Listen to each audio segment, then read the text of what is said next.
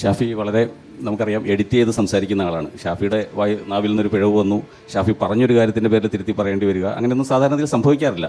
പക്ഷേ ഇത്രയും കരുതലൊക്കെ സൂക്ഷിക്കേണ്ട പ്രശ്നമായിരിക്കും. പക്ഷേ കോൺഗ്രസ് പോലെ ജനാധിപത്യ സ്വഭാവമുള്ളൊരു പാർട്ടിയിൽ നിങ്ങൾ ഇങ്ങനെയാണോ അതോ കുറച്ചുകൂടി കാര്യങ്ങൾ സുതാര്യമായി ചർച്ച ചെയ്യുകയാണോ വേണ്ടത്? It's about how you look at it. നിങ്ങൾ എങ്ങനെയാണ് അത് കാണുന്നത് എന്നുള്ളതാണ്. ഇപ്പോൾ സുതാര്യമായ ചർച്ച ഒരു മാധ്യമ വേദിയിൽ വേണോ അതോ പാർട്ടി വേദിയിൽ മതിയോ എന്നുള്ളതാണ്. അപ്പോൾ നമ്മൾ യൂത്ത് കോൺഗ്രസ് പ്രസിഡന്റും KSU പ്രസിഡന്റും ഒക്കെ ആയിരിക്കുമ്പോൾ ചെറുപ്പക്കാരുടെ അവസരത്തിന് വേണ്ടിയൊക്കെ കുറച്ചും കൂടെ ഔട്ട് ഓഫ് ദ ബോക്സ് സംസാരിക്കാറുണ്ട്, കൂടുതൽ ചെറുപ്പക്കാരുണ്ടാവണമെന്നൊക്കെ പറയാറുണ്ട്. അതൊന്നും ഒരു ആൻറ്റി പാർട്ടി സ്റ്റാൻഡല്ല.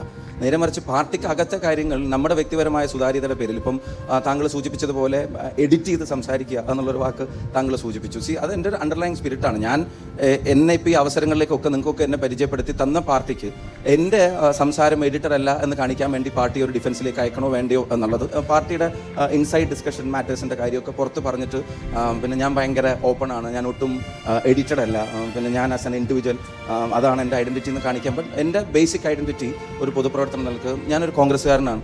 അപ്പോൾ എൻ്റെ ഇൻഡിവിജ്വൽ ആയിട്ടുള്ള ഒരു മൈലേജിനോ അല്ലെങ്കിൽ ഇൻഡിവിജ്വൽ ആയിട്ടുള്ള ഒരു പ്ലേസിങ്ങിനോ വേണ്ടി പിന്നെ the man who speaks unedited എന്ന് നിങ്ങൾ ആ വാക്ക് ഉപയോഗിച്ചുകൊണ്ട് ഞാൻ പറയാം. അങ്ങനെ ആക്കാൻ വേണ്ടി വേണമെങ്കിൽ എനിക്ക് ഇവിടെ ഇപ്പോൾ കുറച്ച് കാര്യങ്ങൾ പറയാം, പാർട്ടിക്കകത്ത് കൊടുക്കുന്ന ചർച്ചകളൊക്കെ പറയാം, എന്നിട്ട് അക്കാര്യത്തിൽ എൻ്റെ നിലപാട് അതായിരുന്നു എന്നൊക്കെ പറയാം. അപ്പോൾ അതിനകത്ത് ചിലപ്പം ഒരു അപ്രീസിയേഷൻ, ഒരു കയ്യടി താൽക്കാലികമായി കിട്ടി. അത് താങ്കൾ സൂചിപ്പിച്ചതൊരു ബിഹേവിയർ അല്ല, അത് കോൺഗ്രസ് മാൻ എന്നുള്ള നിലയ്ക്ക് എൻ്റെ ക്യാരക്ടർ തന്നെയാണ്.